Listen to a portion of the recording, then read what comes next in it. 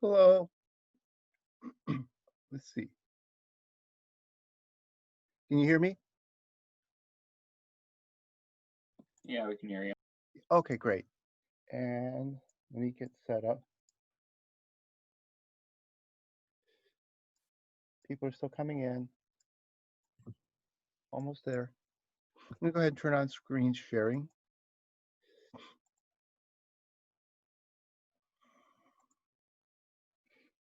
Okay. All right. Everybody see the desktop? Is it there? Yep. Yes. Okay, great. Okay. Um, see. First thing is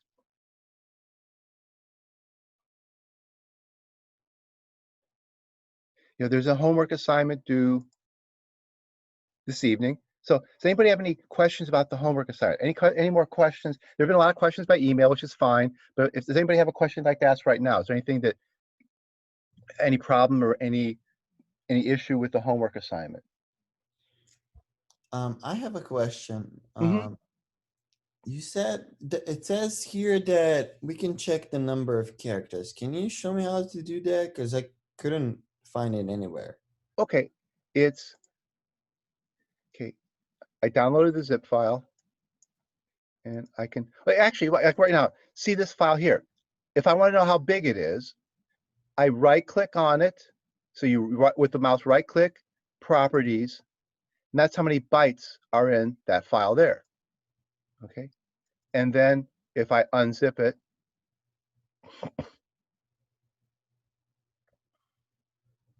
here's your homework file. Okay, after you've worked on it, you save your work, and then you go to the uh, folder view here, and you right-click on it.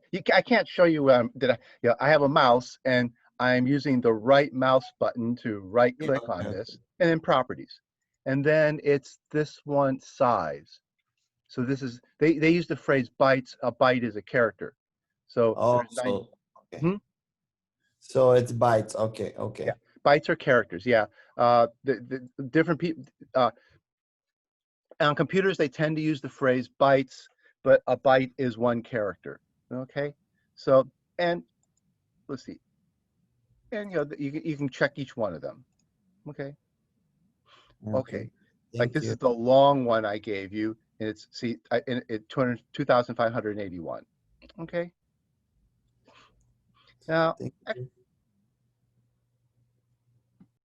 okay, let me show you something.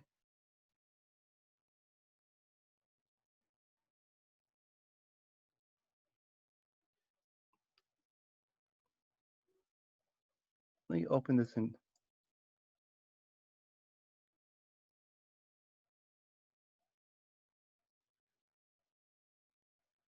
There's been a question that's there's one question I get very often. So I thought I'd show you the answer to that question because it's come up a lot of times. So it could be good to just show everyone the answer. It's a trick that you can use that works real well. Okay. Okay. Here's a little trick. Okay. String S equal HELLO. Okay. Now I can form a new string T equal S plus S plus S. Okay, that's the main idea. That if you give a string a name, you can refer to it over and over again, and then you can say system dot out dot print line T. Okay, and then if I compile, what I do? Oh, I got a semicolon in there. Okay, now I run this. Notice I got hello, hello, hello all in one line. Here's a little trick. What if you wanted hello, hello, hello in separate lines? There's a nice way to get that. In here, you could put plus slash n,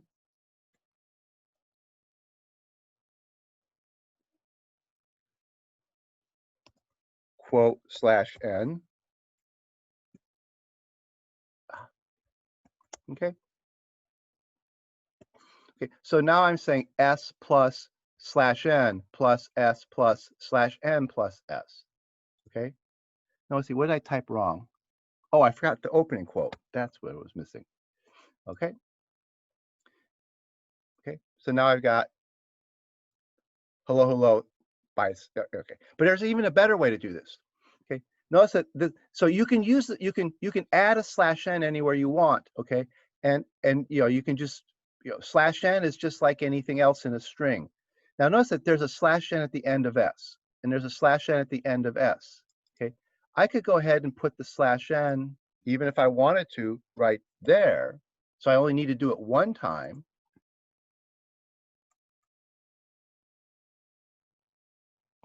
I'm trying to save characters, I could say, well, it's really S that wants a slash n at the end of it.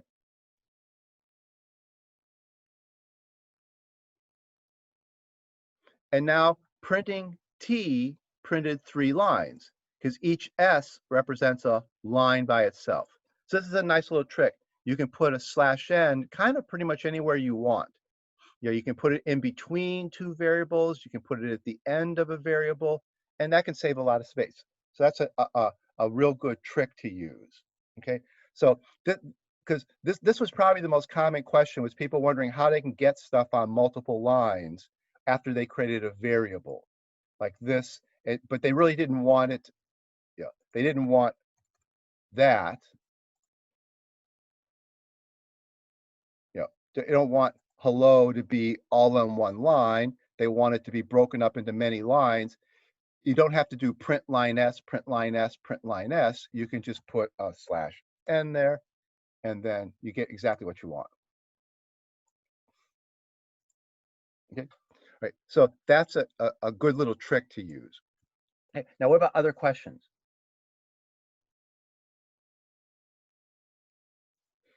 Okay.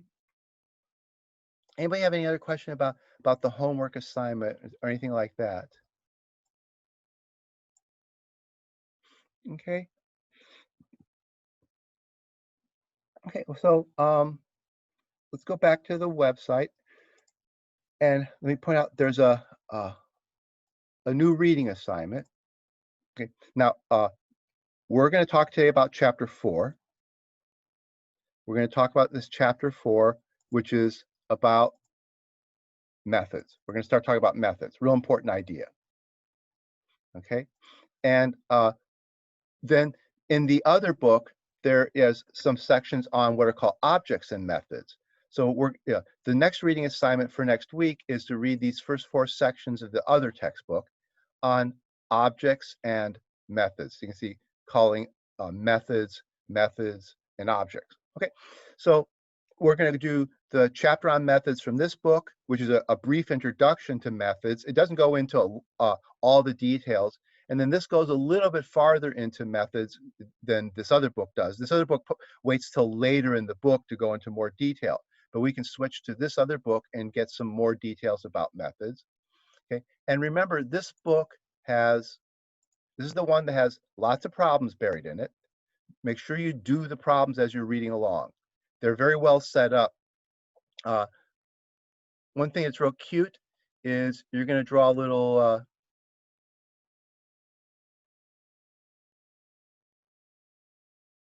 you're going to program a turtle. You're going to write code that makes a turtle move around. So you're going to be calling methods on a turtle object. And you can draw all kinds of, you'll see how you can use this idea to draw shapes. But the key is it's been around for a long time. This idea of using turtles to draw shapes and explain methods has been around for like 30 years. It's a real fun way to learn about the idea of methods. You use a turtle to draw shapes. Okay, so make sure you run their examples, and you can change them. So one of the turtles is called Yertle.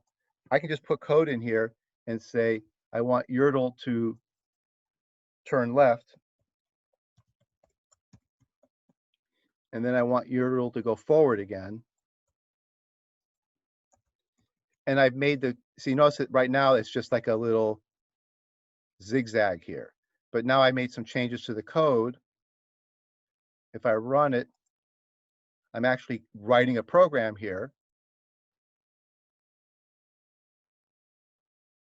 I added this piece to the program. See, I added this piece where the turtle turned and moved down here. Okay, so you play around with this. You know, read their examples. Their examples, you can run them. They explain quite a bit about what you're doing here. We're calling a method on an object, and that's going to be one of the ideas we're going to talk about next week is calling methods on objects. Okay, and it's fun because you can actually draw pictures while you're learning to do this. And they have more. They have examples down here of like just draw a box, a simple shape like or draw a triangle. Okay, so do the examples that are in the book. Okay, now let's see. So let's start talking about this chapter 4. Okay, and oh, and remember, I gave you a bunch of like homework assignments out of that other book on these thing here. If anybody has any questions about them, make if you have questions about those assignments, please, we can go over them in class if somebody has when I asked if anybody's got any questions, if you got a question about one of these, it might be worth asking in class. If maybe it'd be worth doing one of these examples in class. So if you think one of these is confusing, or if I assigned these here and I assigned these here. If you think it's confusing, or if you think there's something tricky, or if you didn't understand something, in class is not a bad time to ask about that, because if there might be other people who have found the same issue. But if you can send me emails too. If you have questions about these, or if you have questions about these or these, you can send me an email and ask about them, because they're very good problems. Okay, so let's look at chapter 4 here. We're gonna methods. The idea of a method, it's kind of similar to what your homework assignment is. So if we go back here to the homework assignment page, your homework assignment was to give a name to something that's appearing many times. But what you're naming here are strings of characters. But if you see a string of characters appear here and here, it's worth giving it a name. And if you see, like here, this string of characters appears once, and then it appears again here. So you give that string of characters a name. You can use the name here and here. But then you see that this whole line appears here. This whole line appears here, and it appears again down here. So why not give that line a name? Because then you could use its name 12 times. And then you notice that this whole block appears here and here. So you can give that block a name and then just say, whatever, suppose you call that block X, you can just print X and you print that whole block again. Okay, so giving a name to something, this variable abstraction lets you reuse the name. And we'll see here, the trick was make the program shorter. We're going to see that giving things good names actually organizes programs. It's not so much the point here. It isn't so much that you're organizing this program in a better way. But when we turn to this method idea, we'll see that methods is a very similar kind of, we're going to call this method abstraction instead of variable abstraction. It helps us write shorter programs, like variable names here allowed us to write shorter programs. But methods are going to let us make more organized programs. Here, the idea was to give a name to something you see over and over again.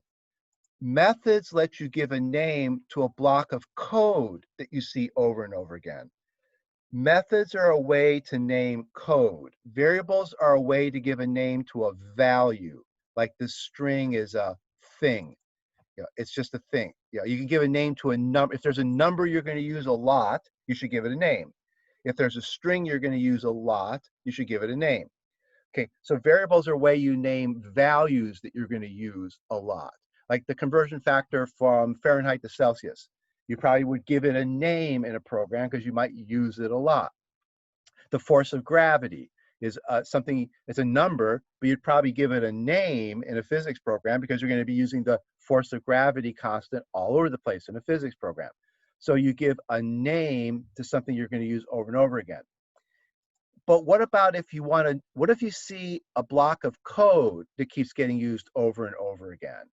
Okay, can you give a name to a block of code? Like even over here, if we go back to the homework assignment, there's a whole nother way of thinking about this.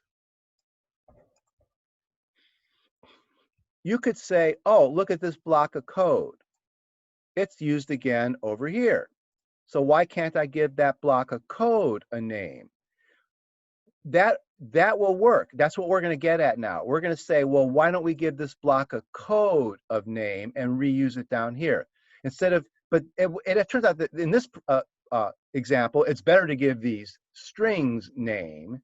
But you could take the point of view is that I've got a block of code here, and I see the exact same block of code here. So I could cut the program in half by giving a name to that block of code and reusing the name. But that only lets you cut the program in half. It won't let you cut it any more. To cut the program even more, you have to start giving names to these strings. Okay? But you could cut the program in half by giving a name to this. We'll see in a second how to do it. And then reusing that name down here. Okay? But you should give a name to, for the homework assignment, I don't want you to do it that way. For the homework assignment, I want you to give a name to that string that represents the top half. Don't give a name to the code that draws the top half. Give a name to that string and then reuse that name.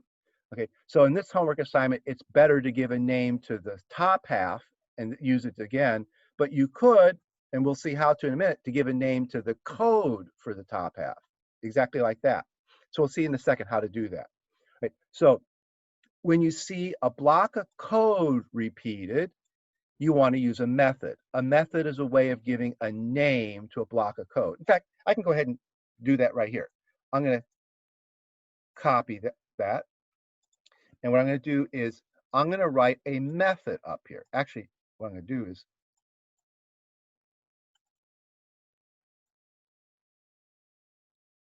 I'm going to cut that out.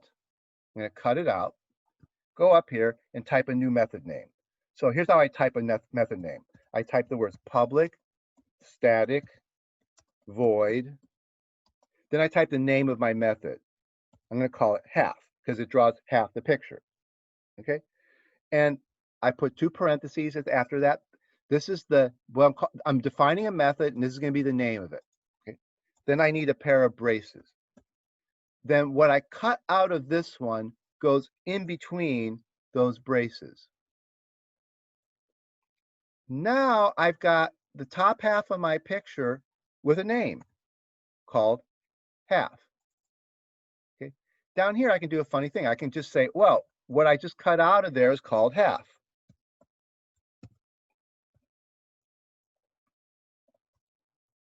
This is what we call a method call. I'm calling the method that I just defined up here. Okay, so up here I created a method definition. Okay, then I'm going to use it. Down here I called that method. But then I noticed that, boy, this is all the exact same code, so it can be replaced by half. Okay, now my program is half. Well, okay, and this is another method call. I'm calling my method 2 times. That's what makes it useful, that I gave it a name and then I used the name 2 times. Okay, then I can compile this and I can run it.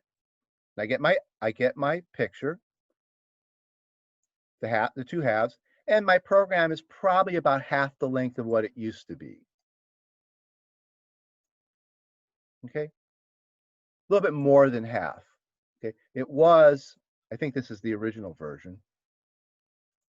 It was 2,581. Now it's 1,547. So I saved 1,000 bytes. I saved 1,000 characters by using a method. Now I can't get any smaller than that this way. This method trick, it has its limitations in this assignment. You really use a method so much that I can't use. There's nothing else repeated in here that's a block of code. You know, like this line of code is repeated a bunch of times. But if I make it a method, and then call the method, I'm just going to have the method called 12 times. Instead of printing the line 12 times, I'll call the method 12 times, and I'll be typing just as much code. So the way to make this shorter is to go back to giving variable names. Give a name to that string because it's used 4 times. Give a name to that string because it's used 2 times. Give a name to that string because it's used 24 times. Okay, that's, yeah. And then once you've given names to all those, you don't really need this method because you can give a name. Like I said, what you're supposed to do for the assignment is give a name to this top half. And then you could just print the name, whatever name you give to the top half, you can print it again at the bottom half. But we're going to now see, we're going to learn 2 kinds of abstraction. There is variable names to do abstraction. So like in here, I would start creating variable names in here.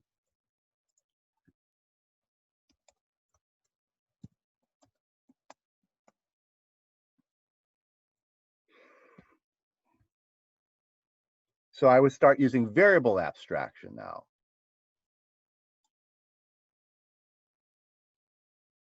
Oops.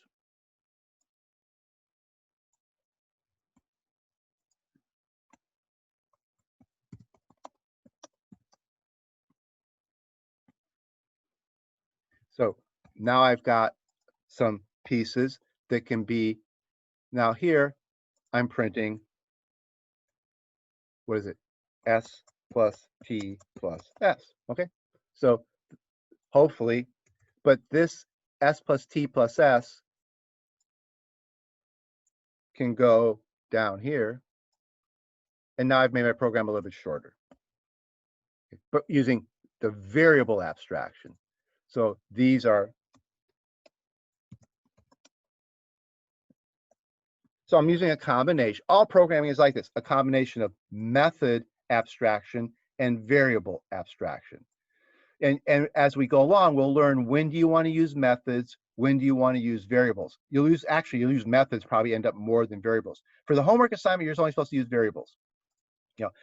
This homework assignment, don't use methods. It actually doesn't help you in this homework assignment very much. In this homework assignment, it's way better to use variables than to do the whole thing using variables. But I see that we're, in the long run, we'll actually combine these ideas of a method abstraction combined with variable abstractions and keep making, and make programs more organized. And like here, notice down here, this is what makes it look a little bit more organized. You can see that there's a half, some blank lines, and that same half again. So methods actually make programs easier to read. Creating lots of variables, as you'll see, your program doesn't necessarily become easier to read after you create all those variables. That's just, variables aren't always the right answer. For that homework assignment, you're supposed to use variables, but you will get a program that's kind of hard to read. Methods actually will tend to make things easier to read because you see, oh, half, blank lines, half. Okay, that organizes the program and makes it obvious what it's doing. Okay, so we want to keep going with. So let's go switch to the. Oops. Let's switch to the. Let's switch to the book. Let's look at the examples they did. Okay, so we've seen the homework assignment can be kind of turned into a method. Let's look at what they do. Okay, here what they've done is all programs have what we call a main method. This is the main method. It's where your program starts running. And then what they've done here is they've printed something, and then they use a name here. The name they use here with the parentheses after it, this is a method call. This name refers to this. See, here's where they've written a method. They've written a method called newline. It's not a very interesting method. It's actually kind of not a great example because this method is so, notice it's a method that only has one line in it. So calling that method, if you think of it, it doesn't really save you anything because this one line of call the method is just calling this one line in the method. Methods usually aren't going to be, it's like having a variable X that represents Y. You wouldn't have a variable that just represented one letter. It wouldn't do you any good. And then if you reuse the variable name, you might as well just reuse the letter. So reusing a method name where the method represents just one line, it's not, they want to just show you the idea. They're not saying that this is a good idea. They want to show you that when a program gets to this name, the Java system says, oh, that name is the name of a method. So we go up to that method and use the code that's in the method. So a method is a way of naming code. Okay, now here's an example that's a little bit more interesting that we can even run. There's a main method, a method called three-line, and a method, then that method is kind of funny, the new line method, which prints out just one line. Okay, the program starts here at main, it prints out a message, then it calls three-line. So we call that a method call. It calls three-line. Okay, now what that means is the Java program jumps up to the name of the method and says, oh, here's the code I'm supposed to execute. So this, that's one reason why we call it, the word that programmers use is method call. It might have been better to say method jump, because you're really jumping up to that method. You think of it as you're calling the method, but that doesn't really, calling is like shouting or telephone calls or something. It doesn't really carry the implication very well. I don't know why, I'm not even sure why people call it a method call. Think of it as a method jump, because you jump up to there and say, oh, I'm supposed to do this code here. Now, when you get to here, Java knows that that's another name for a method. So this means jump up to there and do that. Now, when you've done that, you go back down to here, but then you're done. So you go to this method call, which takes you back up to here. When you do what's in here, then you're done and you go down to here. Then when that's done, you go to this, which is another method call, back up to here. You do what's in here, you come back to here. Now you're done with the body of this method. So you go back to where this guy came from. You're done and you go print this. So this program, what I just traced out was what the book here calls the flow of execution. When the Java program, when Java's running this program, the Java does exactly what I was saying in words there. You start at main. The flow is to start at main. Do this, do this. But this means jump up to here, do this. But this means jump up to here, do this, go back to here. We're done with that, so go to here. This means jump up to here, do this, go back to here. We're done with that, so go to here. This means jump up to here, do this, go back to here. We're done with this, so we go back to here, and we're done with this, so now we print this. And then the program ends. That's called flow of execution. Okay. Now, if I run the program, it does what it's supposed to do. Now, unfortunately, this does not demonstrate the flow of execution for you, but the Java visualizer will. So what I want to do is I want to take this code, and I'm going to copy it into the Java visualizer.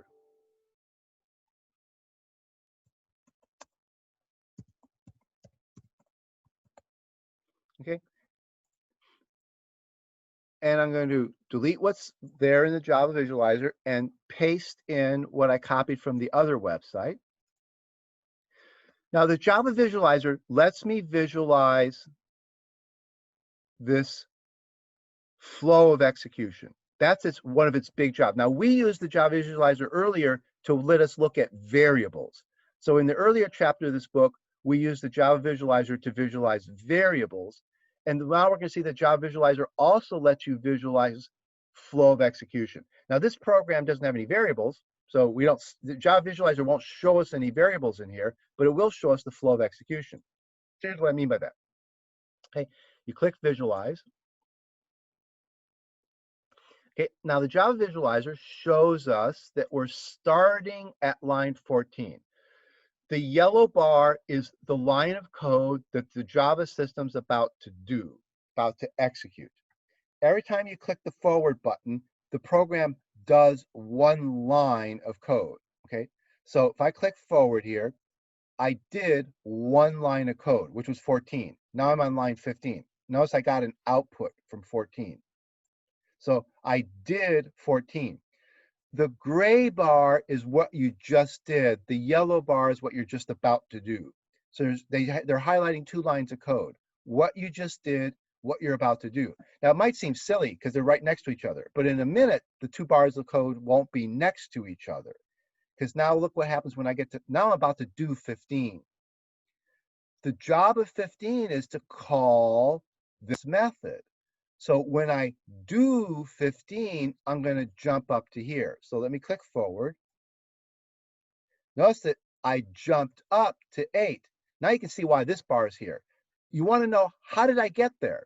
What sent me up to line 8? And this bar down here is telling you that you got to line 8 because the last thing you did was call 3 line. So here, usually the yellow bar and the gray bar kind of just trail along next to each other, except when you make a jump call, when you make a method jump, you jump up into the method, so then the method call will be down here, but you're up here and you're about to do this thing here. Now notice that the same information is over here. This is where the variables would normally be drawn. Now we don't have any variables, but Java's telling us that we have 2 methods. We were in line 15 of main method.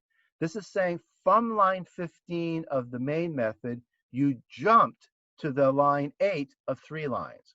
So line 15 of main jumped to line 8 of 3 lines. So that's what this is telling us over here.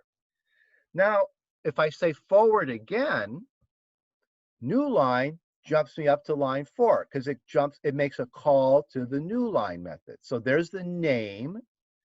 The name says go do what's in the method definition.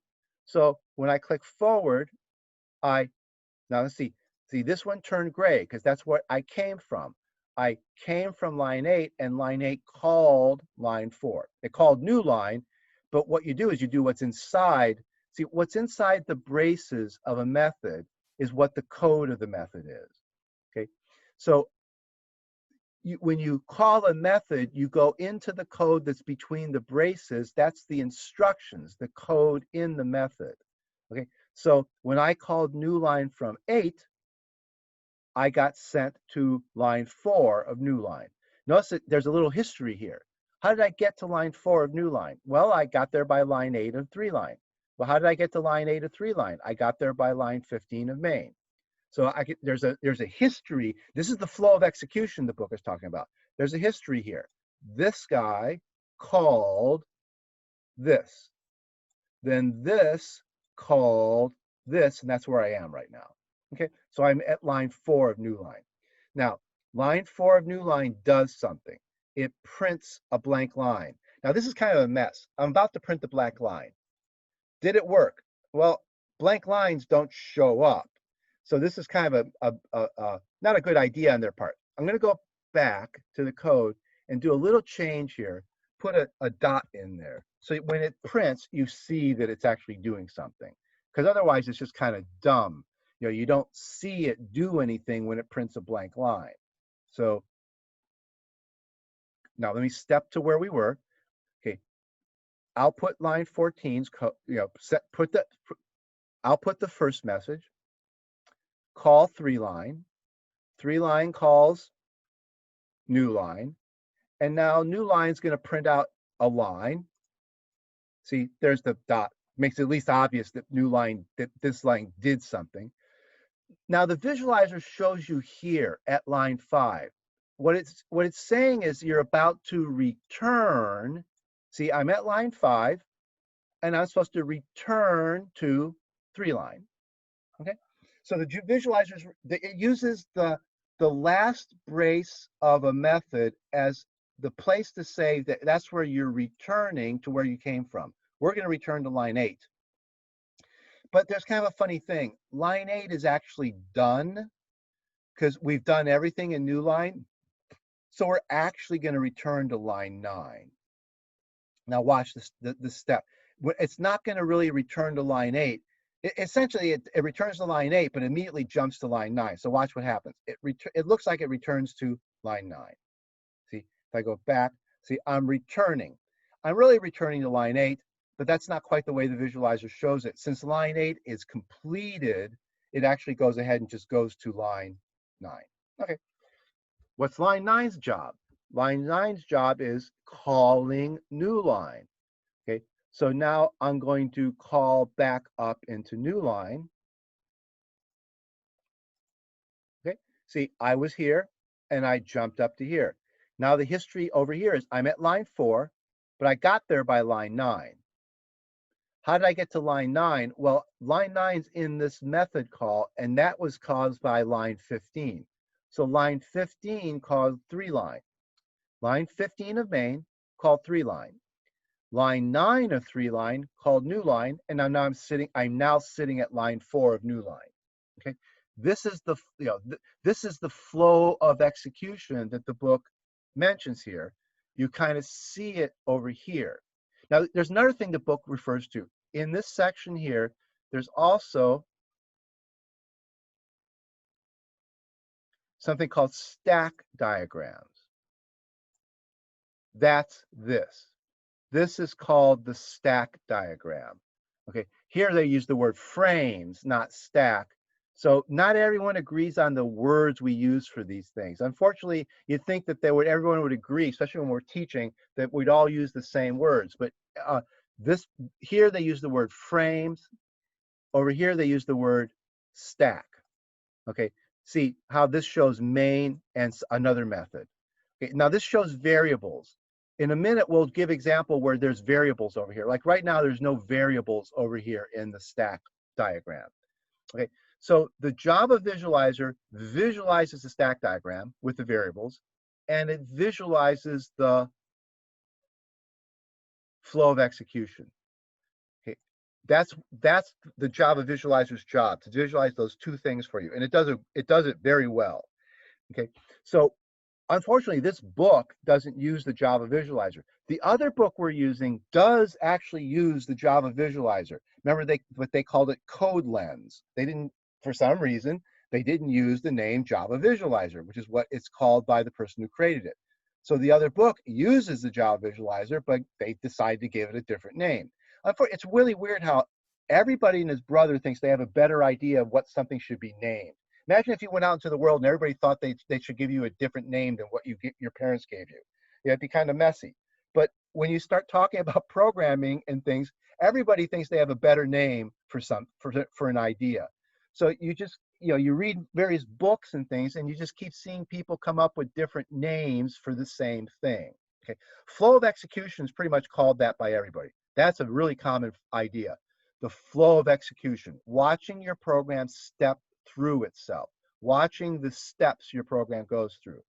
But frames versus stacks, okay, yeah. So there's a lot of, Java visualizer versus Code Lens. There's a lot of people choosing names. All right, so now let me do something let me click this forward button real fast. Now the idea is that if you notice, this thing is flowing through my code. If you kind of watch it, you watch this yellow bar, and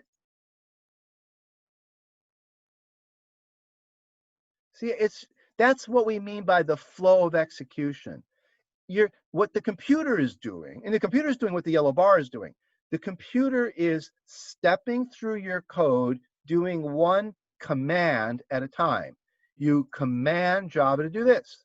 You command Java to jump up here and do this. You command Java to jump up here and do this. Then Java goes back to where it was commanded from. And then it goes to the next line, which causes it to jump up here. The Java, and notice that this is not a static page.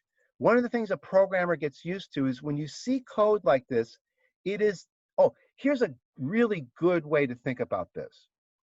How many lines of code, how many output lines does this program print out? If you didn't understand programming, you'd say there's a print here, and this prints one line, this prints one line, this prints one line, this prints one line, this prints 3 lines, and this prints 1 line. So that's 1, 2, 3, 4, 5, 6, 7, 8, 9. Okay, it prints out 9 lines. Is that right? No, because that ignored the idea that the page is not to be read from top to bottom. the page is not to be read as a block. The page is read as code that flows through the code. So there isn't going to be 1, 2, 3, 4, 5, 6, 7, 8, 9, 10 lines of output. What it really is we can count, this prints out 1 line, this prints 3 lines, and this prints 1 line. There's only 4 lines of output. This thing prints 3 lines by calling this thing 3 times. So this 3 line does not get added to those line to give you 6 lines. This thing calls this. Each one of these calls this 1 time. Okay, so you don't add up all the lines. You don't add up 1, 2, 3, 4, 5, 6, 7, 8, 9, 10 lines. You have to follow the flow of execution. And this is actually a problem. There's many novice programmers will think that you read a program the way you read an essay, that you look at what the page says and you just say, well, it says print here, this prints a line, this prints a line, this prints a line, this prints a line, this prints a line, this prints 3 lines, this prints lines. I add them all up and I get how many lines it is. You have to, code is very strange. Code is a movie. Code is this flow of execution. And as programmers, you start looking at code and you start seeing a movie in your head. Your goal is, and that's why the Java Visualizer is such a fantastic tool, because it really helps start training you to see code as a movie. When you look at a block of code like this, you're going to start saying, well, okay, I start in main, and then the movie starts there. Now let me trace through what the movie does. Okay, so now you might just say, what does this piece of the movie do? This piece of the movie is going to print 3 lines by calling the new line, new line, new line. Okay, but that, you don't know how many times. See, if you just look at this, you don't know if I'm calling it once or twice. See, if I go down here and I call, okay, now this program outputs 6 lines because it outputs 8 lines because it prints a line here, 3 lines here, 3 lines here, and 3 lines here. If I'm just looking at this, I can see that this guy prints 3 lines, but I don't know how many times it's called. It may not get called at all. It may not even get used. So I can tell you what, if I just look at this as like a paragraph of the program, I know what this paragraph does, but it doesn't tell me how it's used in the program. Unlike a book, when you read a paragraph in a book, it's part of the book. Authors don't write a paragraph and then tell you to skip over it and not use it. You don't read code like a book. I don't have to even call that paragraph. I could delete this too. I can go like here, visualize this.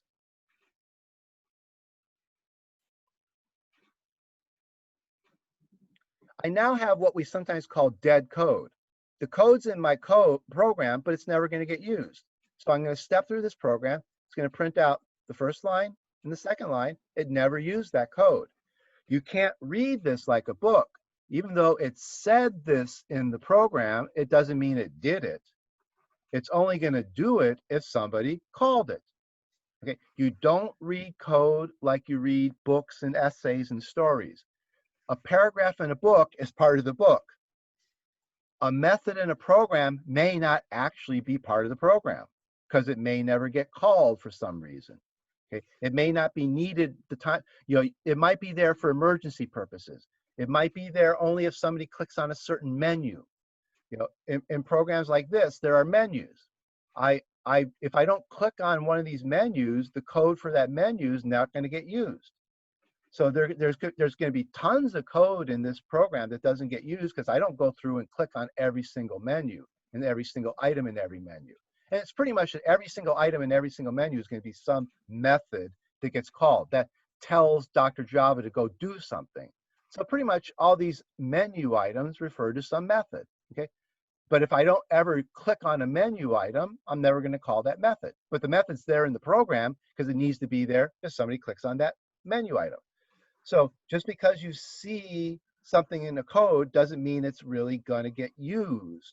Unlike, like I say, no author writes a paragraph in a book and just says, oh, I didn't mean for you to write that paragraph. It wasn't really being used. That doesn't make sense in a book. Code's real different. Code's not read like English and natural languages. Okay, all right. Now let's do some playing around with this. Okay.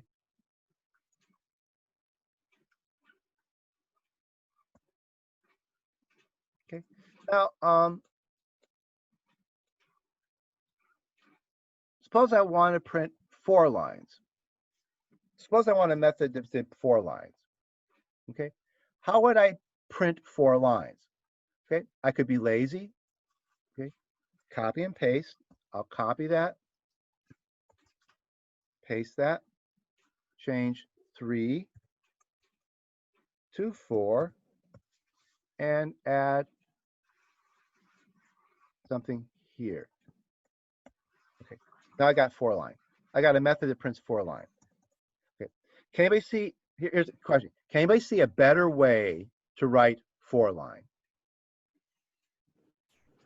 You could use the, I believe it's \n, maybe 4 times on one of those. Oh lines. no. Yeah. Oh, even this one could have been written that way. Yeah. You could have just. But I'm saying, think about it from the what's on this page. That would be a better way to write 3 line actually. That all they needed to do was like print \n 3 times. But given this code, can you see a better way to write 4 line? Call 3 line once and then call new line once. Call 3 lines that's already been written for us, right? And then what would I call after 3 line? A new line. New line. And then I don't need these other 2. So I can write a shorter program. I can write 4 line in 2 lines of code instead of 4 lines of code. And this is the idea. Use methods that already are there to write new methods. Okay, so I can write 4 line by a call to 3 line by a call to new line. Okay, that's a little trick.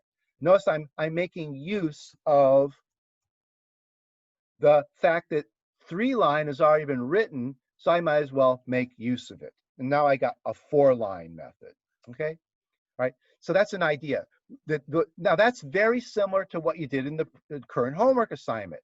Once you've got something, a name that has a meaning, you can define new words using your previous words. Okay, so I'm defining a new method, making good use of my previous method. Just like they defined this one in terms of this one, but like I say, that was actually kind of dumb. The right way to write 3 line is just to print /n 3 times. This is overkill. Okay, so 3 line should have been just written as print /n. Yeah, not this. Okay, but once you have 3 line and you want 4 line, you can call 3 line, and then here it would be better just to print a /n. Okay, but the key idea is reuse what you've been reuse things. Okay, so 4 line can be made out of 3 line. All right, now let me show you another little trick.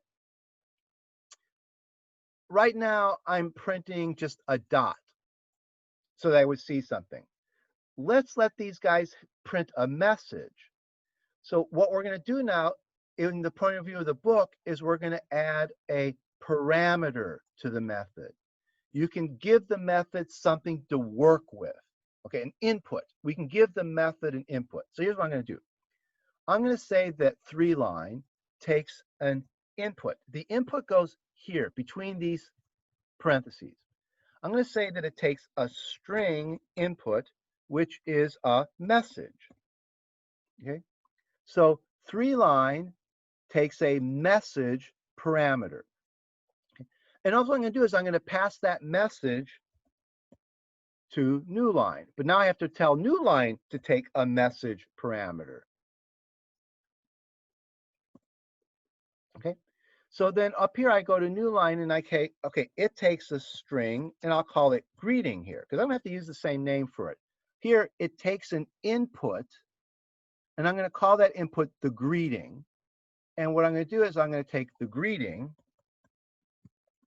and put a period after it. Okay, so new line does a little bit more work now than just print a line. It takes the greeting, prints the greeting with a period after it. Okay. 3 line prints the message 3 times. Let's go ahead and make 4 line have its own input. So we're going to give every one of these, we're going to give them an input. I called it a greeting in one place. I called it a message in another place. I'll just call it S here. It takes a string S. Okay, what does it do with S?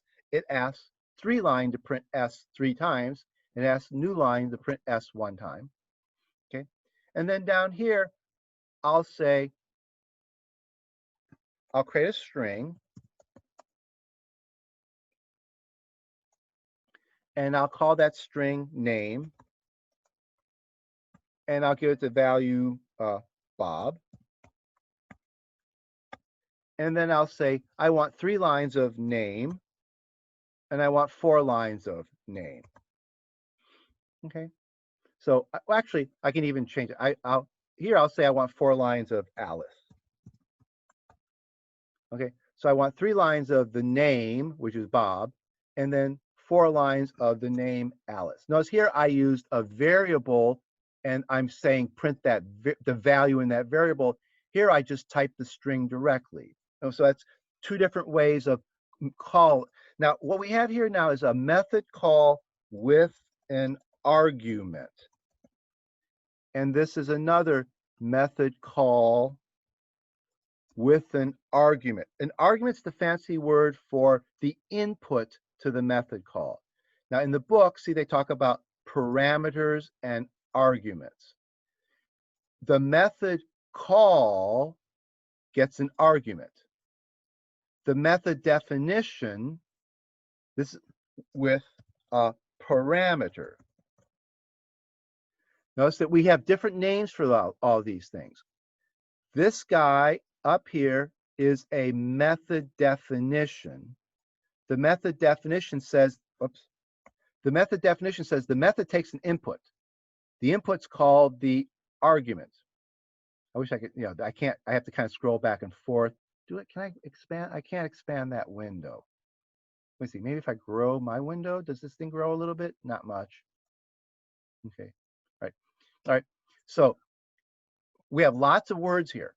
Method definition with a parameter. When I use the name of a method down here, it's a method call with an argument. It's important to distinguish calling a method from defining the method. It's important to distinguish the method's parameter from the call's argument. Notice here, the argument's name is name, the parameter's name is message.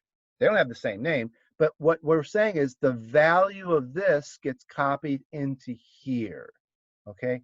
That's how this works. It's a lot like, I'll show you in a minute, it's a lot like what you've been doing in math since probably the 8th grade. You've been doing this in math pretty much, I think it's about 8th grade, 9th grade, you start using variables in math in a way real similar to this. I'll show you in a minute. Okay, so we'll always use these words: method calls, where you use a method name; method definitions, where you give the method name its meaning; method calls get arguments; method definitions get parameters. Now let's watch. Now when we visualize this, we'll see the flow of execution, and we're going to see the flow of execution, and we'll see the stack diagrams now with these variables, which are going to be the arguments.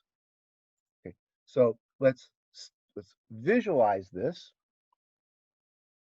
and let's see. Oh, okay, I made a little mistake. What did I forget? Equal sign. Yeah, I forgot the equal sign. Name equals Bob. Okay, so visualize. Okay, I can expand this guy here, make it more readable. I can't expand it vertically. I have to scroll up and down. In fact, so you can see more code, let me get rid of some of these blank lines. It's not good style in terms of Java, but to make it more visible, so we can see more code in the visualizer, I'm going to get rid of these blank lines. That's bad Java style, but it makes it easier to see what's going on in the visualizer. Notice it's harder to read because I'm slapping these things together, but it makes it, I can see more code in the visualizer now.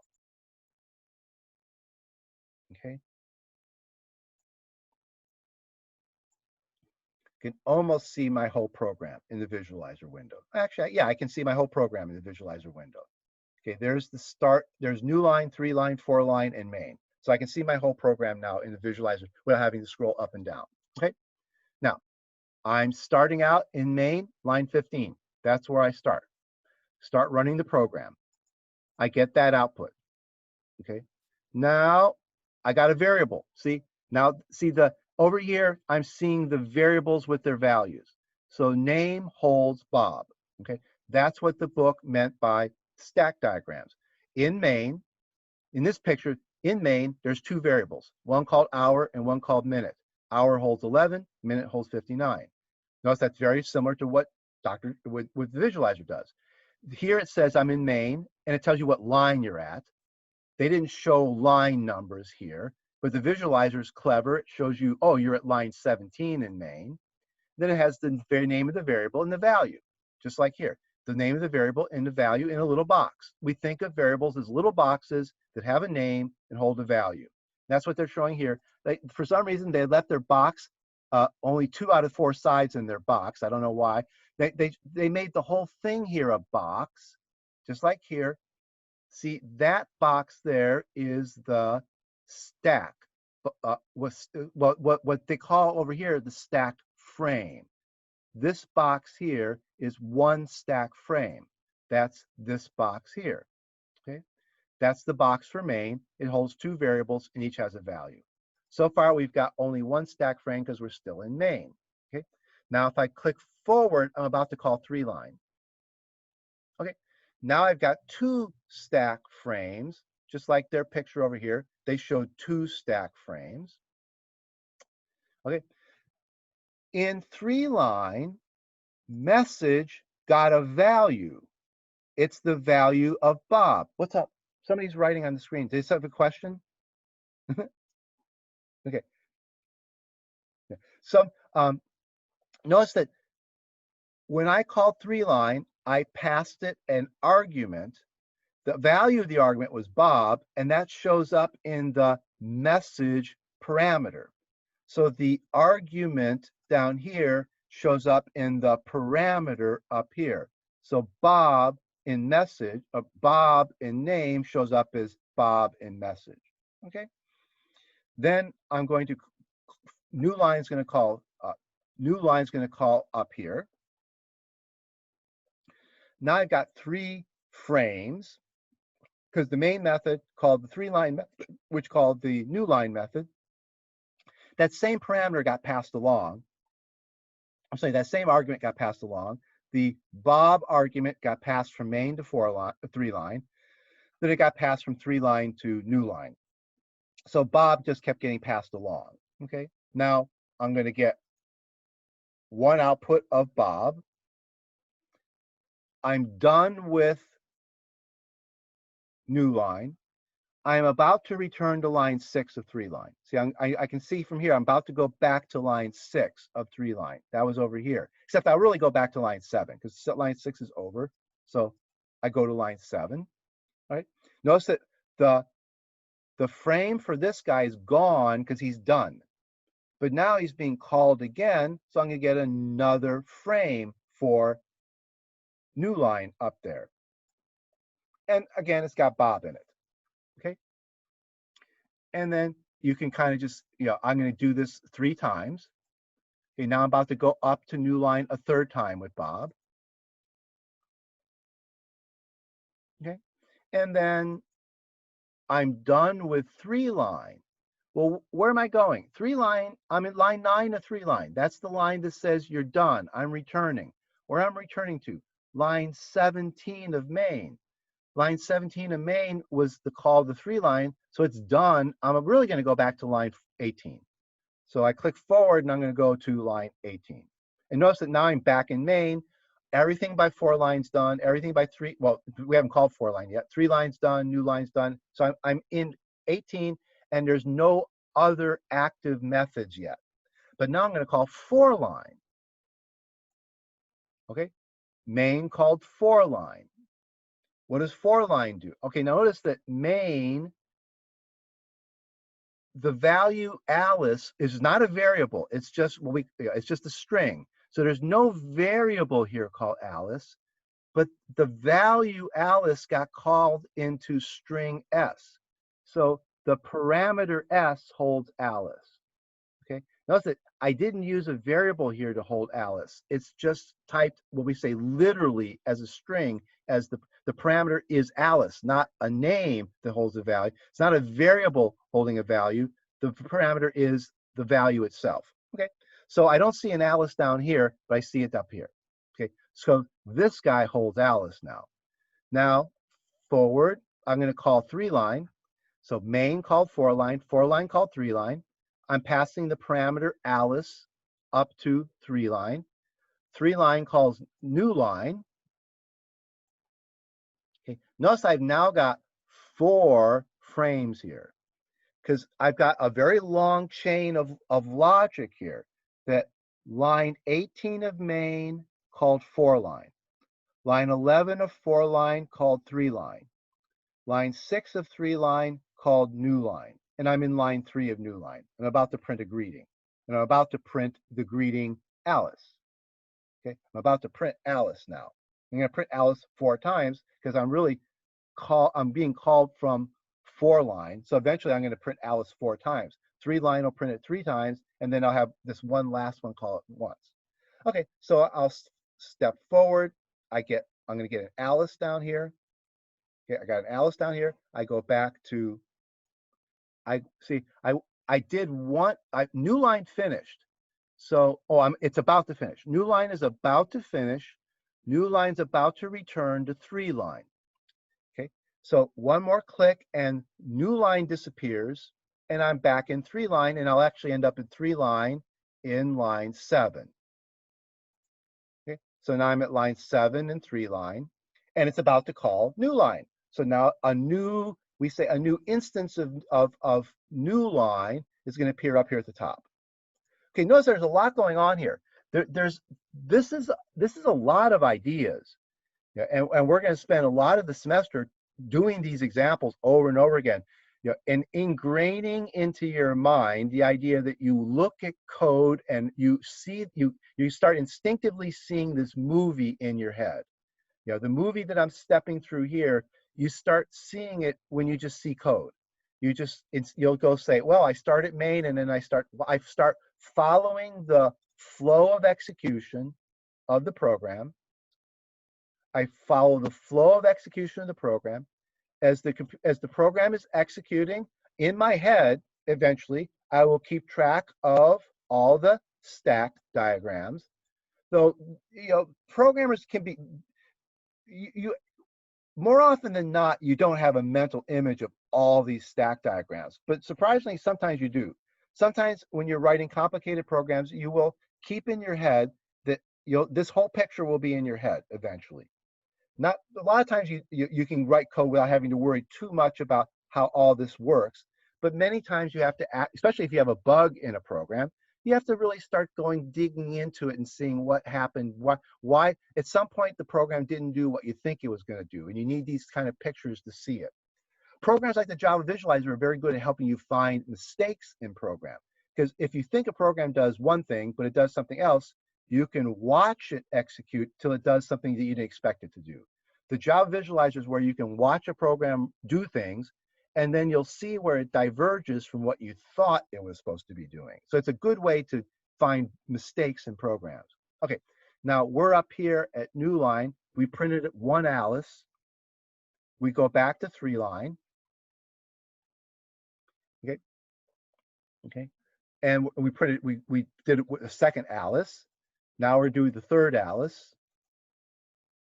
Okay, we've done our 3 Alices. So 3-line is done. Now where's 3-line going to go? This thing helps us remember. We came out of 4-line. So when we leave 3-line, notice that this really helps. When we leave 3-line, this thing reminds us that we're going back to 4-line. So we're going to go back to 4-line in a line 11, which really means we're going back to line 12. So we're going to go back to line 12 now. Okay, so now we're at line 12 and 4-line. Now that's going to print one more Alice. Now we're done with 4-line. Well, where do we go now? We're about to return We're about to return from for line to where we came from, and this picture helps us remember where we came from. We came from line 18 of main. So we're gonna return to line 18 of main, but line 18 is done, so we're really gonna return to line 19. See, so I return to line 19, okay? And that's gonna print the very last message, okay? Now, if I go through this real fast, there's the flow. See how you can see how the yellow line is jumping around, flowing through the program. Now, on a real computer, it does this in about a billionth of a second. Java actually executes a simple program like this really in about a millionth of a second. It can do all those instructions incredibly quickly. Okay, so I notice that I can go back to the beginning. I can go to the end. Like there, notice if I go back to the beginning, there's no output here. I can just jump right to the end and see all the output. Or I can go back to the beginning and step through. Or I can go backwards. Notice there's a little slide. I can even take the slider and slide through the code this way. It's actually kind of clever. So I can just slide through the code. Notice that the up and this side here is updating as I go along too. Not only am I flowing through the code over here, I'm watching all those stack frames. I'm watching all these stack frames get changed as I slide back and forth through the code. This is the flow of execution, okay? Now, in this chapter, there's one more idea that we can add on, okay? We talked about a method having parameters, and a method has parameters. When you call a method, you give it arguments, okay? Now, can a method take more than one parameter? The answer is yes, okay? So I'm going to go ahead and give greeting a second parameter. I'm going to give it a second parameter. I'm going to call it int n. Oops. Oh, I can't type in here. I have to go back to edit code. I have to go back to the edit code. Okay. I'm going to give him a second parameter. And he's going to take that n and put it in front of the greeting. So it's kind of like a line number. It's going to turn out, it's going to be like a line number. Okay. So he's going to take the number and put it in front of the greeting. I want there to be line numbers in front of the lines. Okay. Now,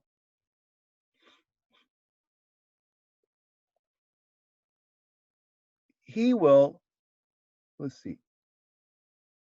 Well, let's just do it that way. Then he will put a line number 1. I'm sorry. He will put, this is line 1. This is line 2. See, he's calling new line. He needs 2 method call with 2 arguments. Now it's 2 arguments here. And this will be the third line. Okay, so these are method call with 2 arguments now.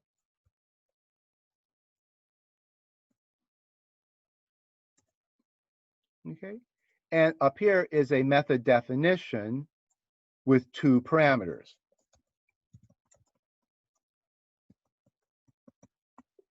Kind of getting actually, if I want to make that more readable, notice how that code just stretches out too far. So what I should do is take that comment. When a comment gets too long off that way, usually you would put it at the line above. Okay, so if a comment gets too long to run and it just starts running off to the right thing to do is move it over to the line, usually above. Some people like to put it at the line below. I usually put it at the line above. So this is now a method definition with 2 parameters. Okay, so there's the greeting and the line number. And what it does is it prints the line number in front of the greeting with a period at the end. Okay, new line is called with line number 1, line number 2, line number 3 here. Okay, now I have to give line numbers down here. This one, I'll call this line number 4. Okay, so 3 lines will print 3 lines, and it'll print line numbers 1, 2, and 3. And then the new line by itself will print the 4. Okay, so that's a method call So this is a method call with one argument. And this is a method call with two arguments. Okay, right. So methods can have as many arguments as you want. So, 1 and 2 arguments are very common. It's not unusual to see people write methods with 10 or 15 arguments. Every once in a while, you see somebody writing methods with a huge number of arguments. Okay, now let me visualize this to see what it starts looking like. Okay, print out my first line. Oh, let me let you see the whole thing. Let me print out the first line, create the name Bob, call 3 line. Okay, now here's where it's gonna be interesting. I'm gonna call this method with 2 arguments. So when I get up here, so I'm about to jump up there. Now new line has 2 arguments. Okay, and the arguments have to be in the right order. See, that argument is this one, and that argument is this parameter. Okay, they have to be in the right order. I can't switch the order of these two. One string and one integer, and it has to be the string argument first and then the integer argument after. Okay, so I've got Bob 1. Okay, now I'm going to print out. Oh, and notice that I got a little bug in it. What's kind of nuts? What did I do that wasn't such a great idea?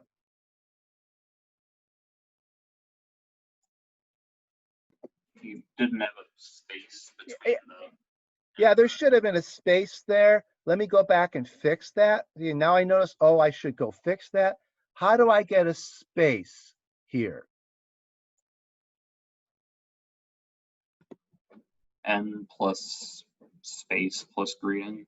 Yeah, I pretty much have to do a plus, a string holding just the space, then another plus. So N plus the space plus the greeting plus the period. Okay.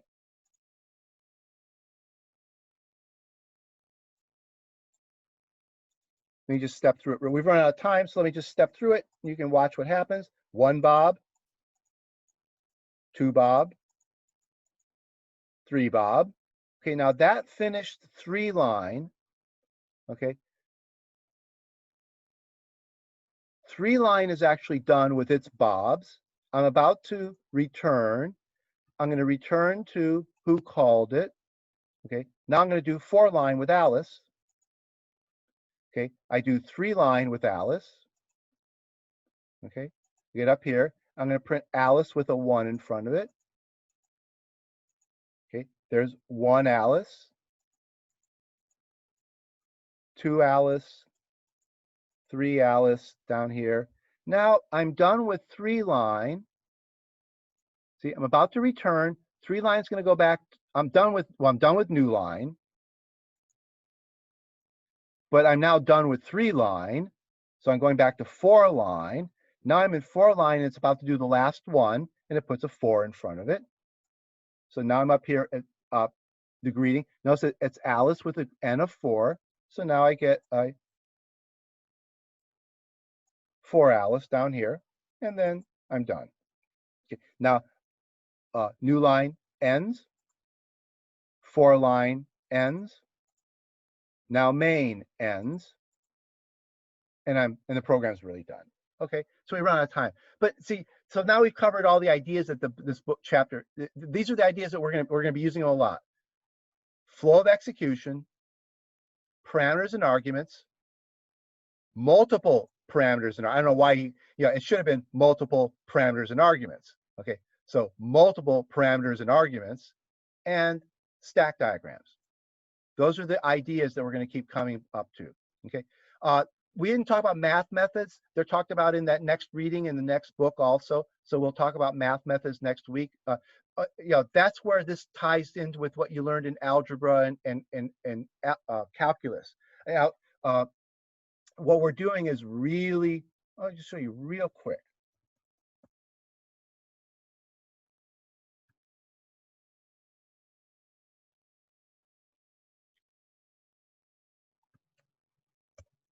Here's a real simple idea.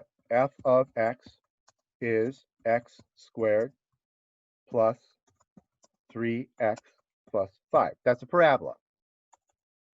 F of 2. What's f of 2?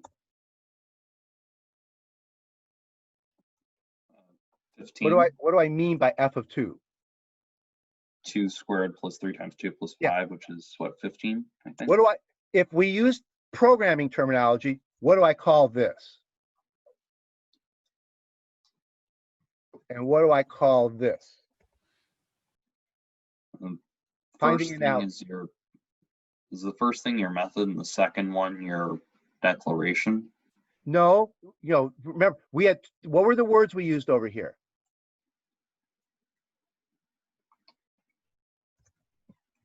Oh, two is the argument. Yes, okay. Oh, let me get that. Okay. So 2 is argument. What else?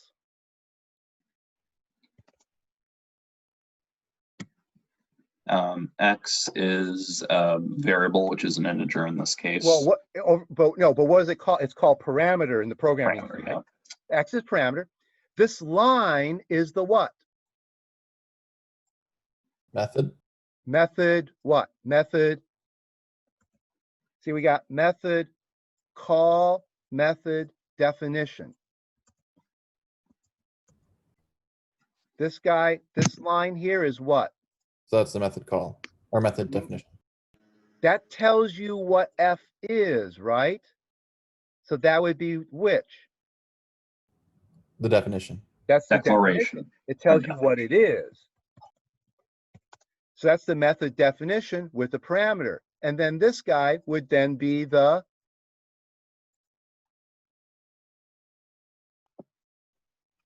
method call. the method call.